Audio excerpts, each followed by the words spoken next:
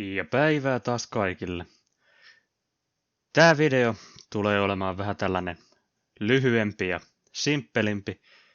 Ja katsellaan tässä vähän tällaisia perusasioita. Kuten mitenkä saadaan laitettua tämä näkymä vähän toisen näköiseksi. Eli mentiin tänne Viewport Configurationiin.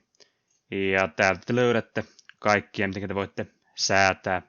Ja tuo, mikä otettiin tuolta tuo layoutti, niin sieltä te voitte säätää sitten, mitkä näkyy tässä 4 tai 2 tai vaikka 1.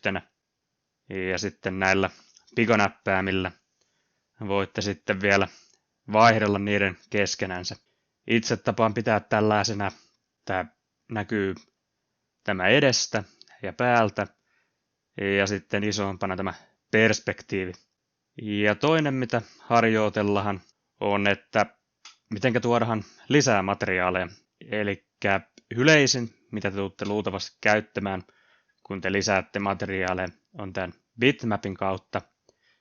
Ja bitmappiin te pystytte ihan mitä vaan laittamaan kuvan netistä vaikka, ja mistä nyt valokuvan tai mitä vaan mikä on kuvamuodossa.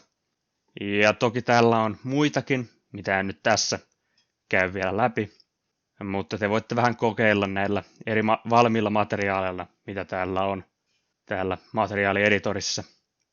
Ja jos te ette tykkää tuollaisesta pallosta, niin tästä kun painatte, niin se muuttuu tuollaisikin lättänäksi.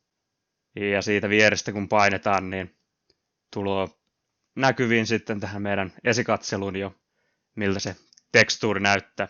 Toivon, että opitte jotain uutta ja tämä oli hyödyllinen tällainen lyhyempi video ja me nähdään sitten ensi videossa.